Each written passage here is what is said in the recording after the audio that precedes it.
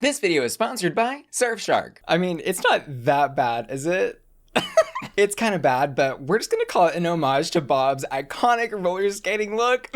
Hi, ugly. It's me, Bus Queen, and welcome back to Hot or Rat. And today, we'll be reviewing episode 3 of RuPaul's Drag Race Season 15. Our 15 remaining queens were split into 3 groups and challenged to create infomercials advertising gay heaven, something I'm praying doesn't exist. And the runway category was Metallica, duh. So we'll be breaking all that down queen by queen, as well as looking at some of the Twitter drama that was bubbling up between Amethyst and Robin Fierce this week concerning their past relationship. And then at the end of today's video, we'll be taking a look at what the cast and fans like yourself are saying about the shortness of the episodes from this season. And spoiler alert, it doesn't seem like anyone's too happy about it. Now buckle up, because we've got a lot to cover. But first, I've got a secret to tell you. Come a little closer. Did you know that with Surfshark, award-winning virtual private network, you can unblock geo-restricted content like every season of RuPaul's Drag Race season ever and watch them without paying for 10 different streaming platforms? That's right. And you can do it with just one click, like this. Now I'm in Argentina, virtually, and I'm binge watching all my favorite seasons. Whee! And unlocking geo-restricted content is amazing, but did you know that Surfshark can also help to block ads or trackers, and even conceal your internet activity from sneaky snoopers like your internet service provider, who, by the way, is watching everything you do.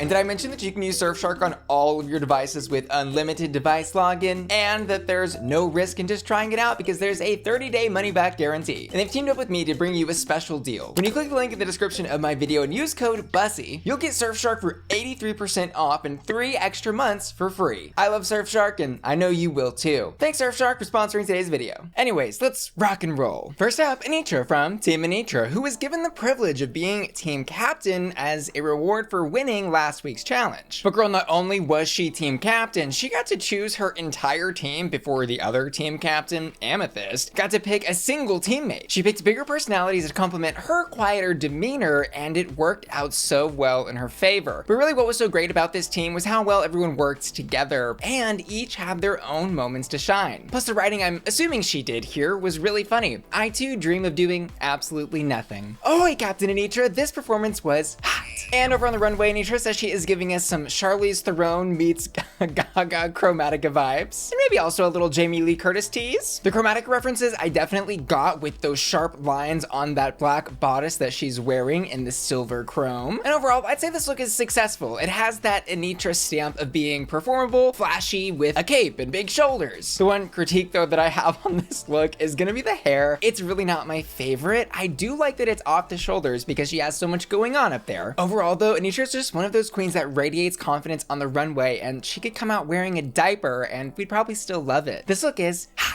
Next up, I guess God really is a woman. It's Sasha Colby, who in the challenge plays the role of God. She's the through line for this sketch, demoing the different areas of gay heaven and all of its delights or tortures that it has to offer. A really stupidly funny thing that Sasha did in this sketch was cracking her neck each time there was a transition between scenes. And it was cool to see this really goofy side of Sasha come out in this sketch. You could tell that she was having a lot of fun with it. And it was lines like Palm Springs, where drag queens go to die, that really got me. Obviously, this performance was hot. Side note, I also want to commend Sasha on persevering through that Michelle massage directing today. She literally told Sasha, I know you can do this better. And like, that was the note. But what do I know? I've never directed a thing in my life besides all this.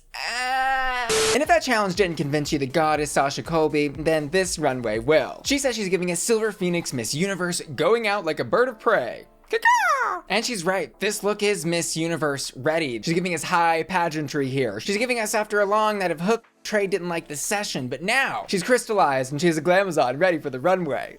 It's very carnival, it's very over the top, it's a lot of fun, and this look is hot. Next up, Luxx apparently, who in the challenge gave a great licensed therapist with air quotes around that. And overall, I would say did a great job of transforming herself into a unique and very different character for her while still keeping her radiant confidence about her. This performance was hot. And over on the runway, she's giving girl on fire, but all gold. I love the drama of that layered flame detail on the bodice and that amazingly long flowy cape. This is tailored within an inch of Luxx's life. She's cinched, she's pinched, and those legs, they go on for days, months, years. And the nails, Luxx did bring the nails. She looks gorgeous. She really, really has been bringing it to the runway, and I'm so excited for Luxx. This look is hot.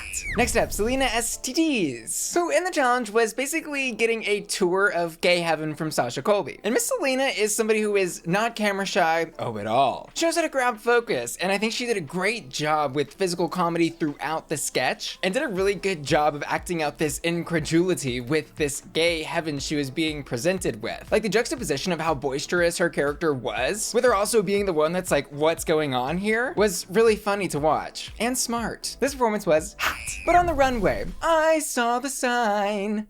All 10 of them. I opened up my eyes, I saw the signs. Wow. Girl, if y'all were looking for a sign, here it is. She is the lamppost, she is the street sign, she is the iconic places from LA that have made up who Salina is, according to what she said on Twitter. And this look certainly is interesting. I think it's also very utilitarian. It's something you could throw on and never get lost in. But the truth is, and I don't think I am the only one thinking this look is a little too much. I don't love looks that you have to read, much less looks that you have to literally spend an entire afternoon reading. Plus, with all this signage, you do start to lose the actual brief of the runway, which was Metallica. And none of what I've said has even covered what's going on with her hair, which you see is connected by like chain links into different braid pieces when she turns around. She threw every sign she could find on this look except the one she needed to, which was stop. This look is a rat. Next up, Marcia, who in the challenge is both a patient to Luxx's therapist and also a doctor right after. And she did a great job in both of these instances, really playing completely different characters. I think she's a good little actor and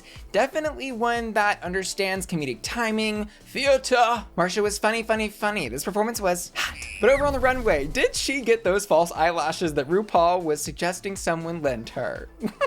Y'all, Ru just gets more and more unhinged with every season of Drag Race, and I live. Anywho, Marcia's look is an homage to the Tin Man. Appropriate, I think, for the Metallica Runway brief. Let's read what she had to say about it on Twitter. I love this look. I designed it, made it, and hand-painted the rust myself. I figured most of the girls would go shiny, but metal ages and rusts, and I think there's beauty in that. I think that's where the story is. I think Marcia's right, that's where the story is.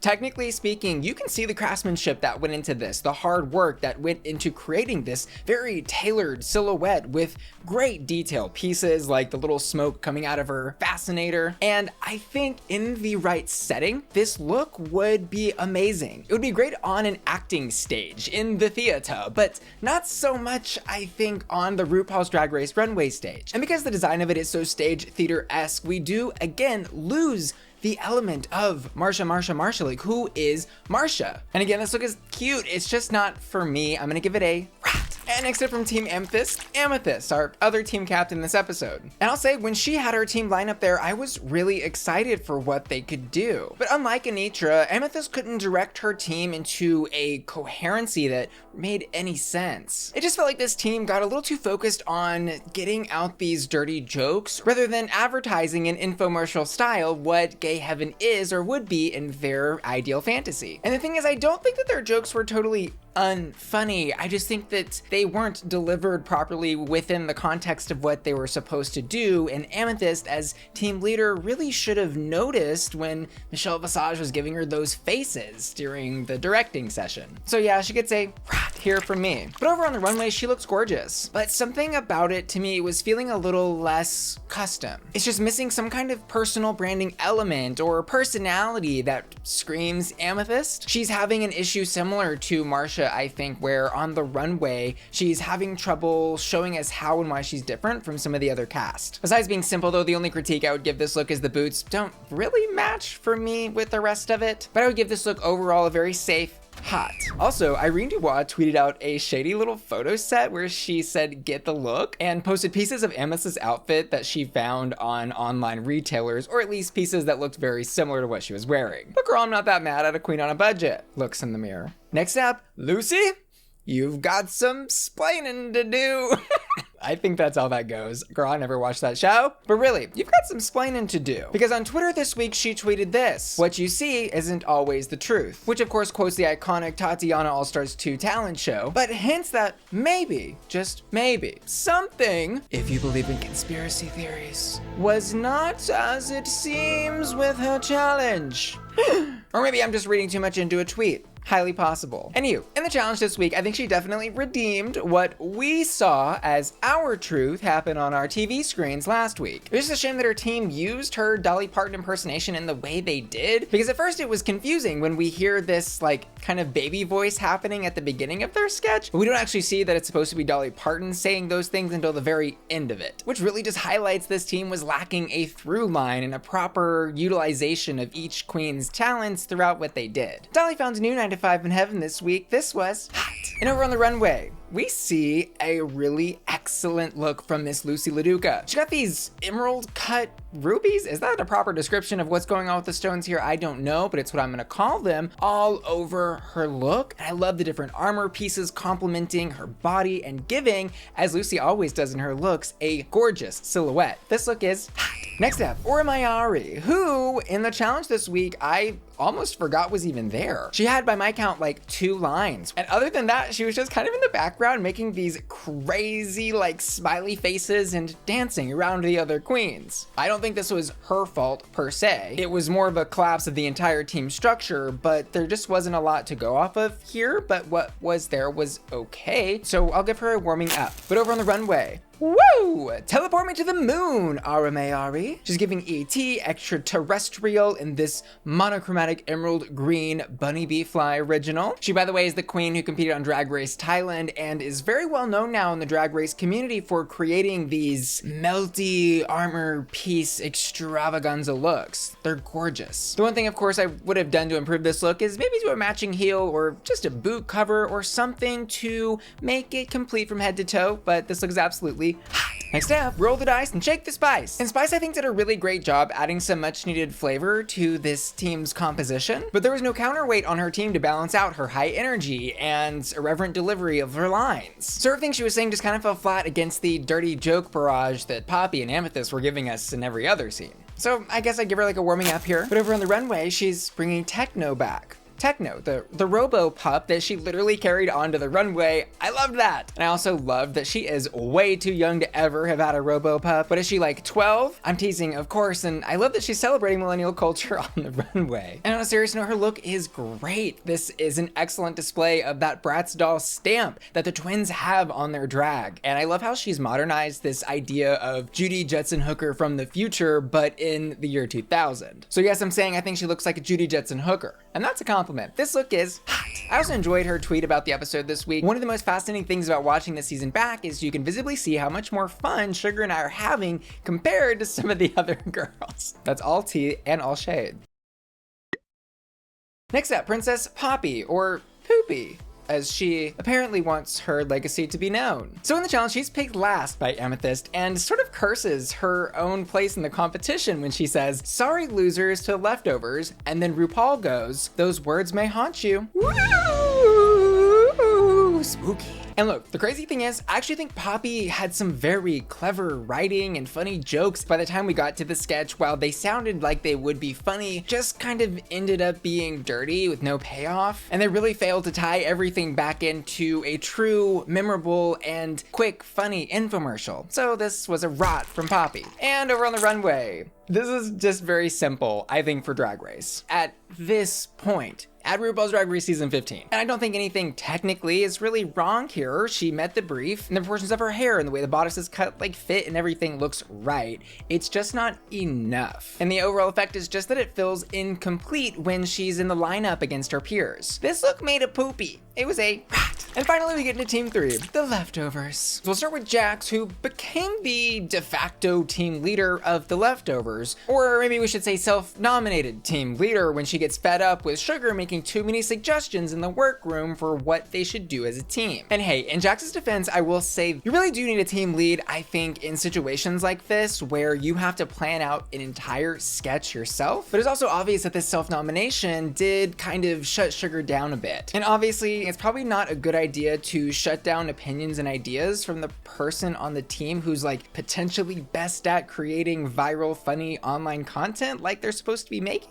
It's also clear Jax feels the same way in retrospect. She did tweet out this week when the episode was airing, absolutely never overlooking Sugar or Spice. They are geniuses, period. So that's that. And just remember, as fans, it's our job to support the queens and not to send them any hate for like little minor things that might be happening in the workroom. So don't do that. Anywho, Jax certainly did not lead this team to victory and was so concerned with, I think, some of the minor details that she kind of ended up writing herself out of the sketch. Yeah, this performance was a but over on the runway, we at least got to have a little fun with her. She's paying homage to her namesake Jax from Mortal Kombat. Finish her! I'm an MK girly and I always have been. I mean, Katana and Melina did throw the first brick at Stonewall after all. Wait. No, that was Derek Barry, sorry. I do see where she was hitting at that metallic brief with the chrome arm pieces, and I love the detail of the silver name tags that she has fashioned into a kind of belt around her waist, but I will also say this look was a little literally lackluster for me. It just didn't achieve the shininess that I think the brief of metallic demands. But at the same time, I enjoy this look for what it is, and I really liked the reference, so I'm gonna give this a warming up. Next up, Malaysia, Babydoll, Foxx. And in the challenge this week, she plays the role of God similar to what Sasha was doing in their sketch. And in doing that, Malaysia had the second biggest part in this group behind Sugar. And what Malaysia did here, I think, was funny. She delivered her lines well, had comedic timing, and understood the assignment, if you will. So I would leave what she did here with a very safe hot. And over on the runway, body Audie, she looks good. This is someone who knows and understands every curve and swerve of her drag figure. She is so silhouetted, proportioned, and absolutely gorgeous. She looks stunning. I love that monochromatic white and the way that she played with those hard, heavy metal chains around her body, contrasting the soft pearlescent details on the bodice. She should change her name to Malaysia Babydoll Foxy, because this look is hottie. And next up, the Mistress herself. And she gave some very sage advice this week.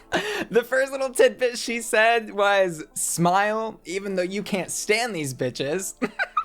And then later in Untucked, she was giving some really great drag mom-esque advice to Sugar. In regards to Jax kind of shutting Sugar down when she took over as leader, she said, don't let anyone ever take advantage of you. If you give someone the opportunity, they will. Not just in drag, but every aspect of your life. Before this week's challenge, really the only note I have here is she looked good, and it was funny when she said proportionizing. She was really, I just think, a victim of this team's inability to properly give equal camera time to each queen. So for what she did, I would give a safe hot. But on the runway, girl, 24 karat gold. Wow. I love the drama she brings to the runway. The big hair, the big shoulders, the big chains. Girl, she's literally walking a big gold chain down the runway. Her makeup, hair, and costume are so consistently well thought out, proportionized, and just good drag. Good classic drag, but at the same time uniquely branded as Mistress, and I love that. This look is hot. Next up, Robin Fierce, who on Twitter this week brought up the relationship drama that was discussed a little bit between Amethyst and Robin in the workroom. We hear about their past relationship, and then in a confessional, we see Amethyst say that she's the one who decided to end things. The only other bit of information we get about this past relationship from Robin is in her confessional, where she says that that chapter is closed. But cut to the Twitter exchange. We have Robin tweeting, watches sneak peek for next episode. Watches a girl lie on national TV, ... on the words of the great Nicki Minaj, child? Anyways. And then we see Amethyst respond to that saying, I mean, didn't you lie too when you said this chapter was closed? Cause I'm not the one reopening it and subtweeting my friend. To which Robin says, to respond to something that was said publicly isn't reopening a chapter. It's clarifying if there was confusion. And girl, the tea is... might be kind of hot. We also saw Luxx chime in here and she said, now kiss. Robin said, I'm good. And then another person to Robin said spill and she said, If Amethyst would like to tell y'all the truth, that's on her. That was a funny Twitter exchange. Thank y'all for the entertainment. Robin, this week in the challenge, I would say is gonna get the same critique for me as I had for like Jax and Mistress. She just kind of was MIA in the background. And she was even in like a lip sync battle portion of their challenge and kind of still didn't totally stand out. So I guess I would leave what she did with like a warming up. But over on the runway, wow, I could not be more excited about how beautiful this womana looks. She's giving Wonder Woman meets Xena, the warrior princess, in 24 karat gold. And a detail of this look that I absolutely have to call out is that hair is phenomenal. I love the gold hoop rings that are connecting the different pieces of it. And now she has perfectly put together these hard armor pieces with flowy Grecian goddessy elements. This look is hot, and shout out to her co-drag parents who created it. And finally, something sweet for your nerves, sugar. So, in the challenge, I think she did a good job, but there was a little too much sugar in this challenge compared to what the other queens were giving. And at first I thought she was just kind of like a steen sealer because she was saying so much, but then we realized as we watched the episode that it maybe was more of the other queens just weren't stepping up to say enough. And her team overall was missing a counterbalance to those irreverent lines, similar to how Spice's team was missing theirs. When she said things like, "I love the BLT community," I could almost hear in my head Spice looking at her and going, "Sugar, the BLT community, that's a sandwich." So because of the effort, I would give this a safe hot. And over on the runway, she is giving us a little sugary pink pop star perfection. This look is also a little chromatica, but rewounds to the year 2000. Again, the twins have their aesthetic perfectly nailed. And I love the homage to trip pants that she gave. Very unexpected, but fun and interesting. The only critique I would give this look is that it's very clear Sugar and Spice made these looks together, and that is not necessarily a bad thing, but in a competition where they kind of are asking the judges and ultimately audience members as well to judge them as individuals, it does start to make them blend together a little bit. But they are twins, so kind of is, you know, what it is. But this look is like totally hot. Overall, I'd say team 3 was better than team 2, but still not as good as team 1. It was interesting though to watch this cast kind of make something from nothing. They picked their own teams, wrote their own lines, and were just sort of thrown into the fire. And that in and of itself is always fun to watch. And the winner this week is Sasha Colby. There was no other choice. And the bottom two are Poppy and Amethyst. I did react to this lip sync and the runways over on my Patreon at patreon.com/Bussy Queen. That's my members only website where my patron family gets exclusive member benefits like early access to my YouTube videos, access to exclusive videos, and access to the Bussy Queen Discord server. And truthfully, my patrons make my channel possible by financially supporting me every single month. So I want to give them a huge thank you and also let you know you can join my Patreon by clicking the link in the description of this video. See you there. My thoughts on this lip sync were confusion. The edit was kind of focusing on Poppy. She was getting a winner's edit. Or so I thought. And I thought everything she was doing was really funny. I loved the little meet and greet thing, as it was called, Poppy did during her lip sync, for example. Amethyst was giving a more serious take on this Diana Ross song, but similarly to Poppy, doing a great job. I enjoyed the lip sync. I thought they both did good, but how you feel about that probably will depend on how seriously you take your Diana Ross songs. Interestingly, Poppy did think that her lip sync was, quote, horrendous on Twitter. However, we do get some really interesting information in Untucked that maybe clues us into why Poppy ultimately was the one who was sent home this episode. She basically tells the rest of the cast that she would be totally fine with going home because getting on Drag Race and not going home first was essentially her last Hail Mary into the art of drag before quitting last year. But I think as soon as you say something like that, you kind of manifest going home. Like it's even almost as if she wrapped up her own storyline in a nice little bow for the producers to just give her the boot. Meanwhile, we've got this unresolved drama with Amethyst and Robin, plus the potential to turn Amethyst into an underdog if she can turn around her 2 bottoms in a row now. But those are just my thoughts with my producer hat on. Let's talk about the short episode. I didn't really notice how short the episodes were when they put 1 and 2 together for the premiere, but this week I really did. We missed like the judges' critiques, the runways were just a blip, there was no mini challenge. I mean, it really felt like boom, quick, go, bam, when we're so used to these longer story-driven episodes of Drag Race. And indeed, many of the queens are feeling the same way. On Twitter, Irene wrote, "Wow, y'all really hated how short that episode was. Looking back, we need more time for character development." And Salina wrote, "We worked too hard and invested too much money," good point, "for a 45-minute edit." Aura responded, "Yeah, that was a fast one. So this is every Friday, huh?" Which she later followed up saying, "So many stories told, unheard." And y'all are feeling it too, apparently. I was curious and asked y'all in a YouTube poll, are the Drag Race season 15 episodes too short? And as of right now, 81% of y'all said yes. But what are we going to do about it? Nothing! And finally, let's talk hottest hot on the runway. This week, I'm gonna give it to Sasha Colby. It really was her week. Oh my God. And I also asked my patrons over on patreon.com/BussyQueen to vote for their hottest hot, and they too have chosen Sasha Colby. Finally, I wanna say thanks so much to today's video sponsor, Surfshark. You can check out using the link in the description of this video. Don't forget, when you use code Bussy at checkout, you'll get 83% off and 3 extra months of Surfshark for free. And I also wanna give a huge thanks to Brian Ignacio, Alicia Brindell, Christy, Andre, Sid Boz, Taco Terrier, yours truly B, and Sly Tie, who've all just joined my Patreon at the hot and hottest hot tiers. And in the individual, Asa Pakel, Ashley Brungart, Cyrus, Daniel, Felicia, Frankie, Hector Simancas, Jeffrey Steenberg, Kyle, Laura, Lisette, Louis Labrador, Ruff, Mark James, Matthew Burns, Matto, Panda Kitty, Sailor, Steven, Topher, Really, and Will and Tana, who are all supporting me at my Bussy Queen Collector tier. See you later. Love ya. Bye.